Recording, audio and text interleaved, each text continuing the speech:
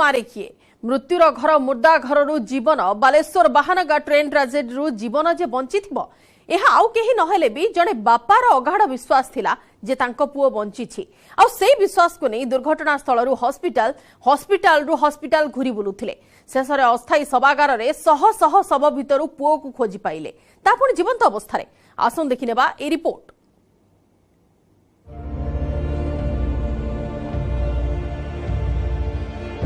से परा जन्मदाता केमिति मानिबे हार करमंडल रो दुर्घटना रे तांकर पुअन जीवन चल जीवो एक कथा से विश्वास करि नथिले।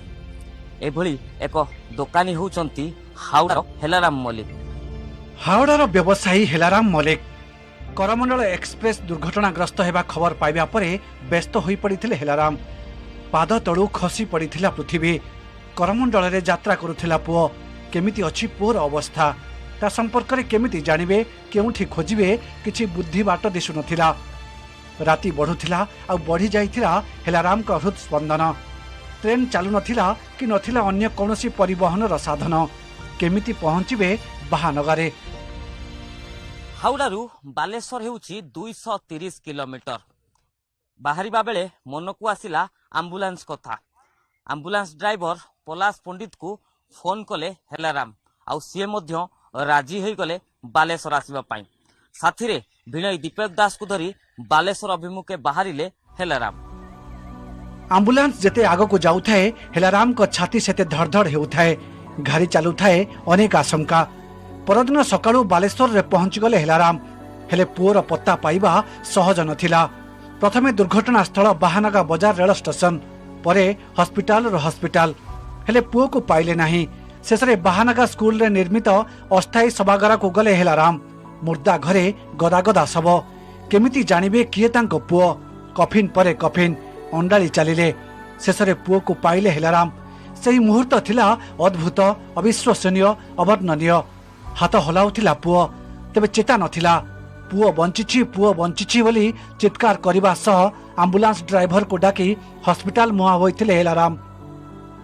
प्रथमे बालेश्वर रु कटक मेडिकल को जाइथिले हेलाराम। शेषरे बालेश्वर एक मेडिकल ले पुओ चिकित्सित होबा जानी तांकु धरी कलिकता फेरिथिले एवं वर्तमान कलिकतार एसएसकेएम मेडिकल ले चलीछि पुओर चिकित्सा। ट्रमा केयर सेंटर रे पुआर प्राथमिक चिकित्सा आरंभ करा जाइछि।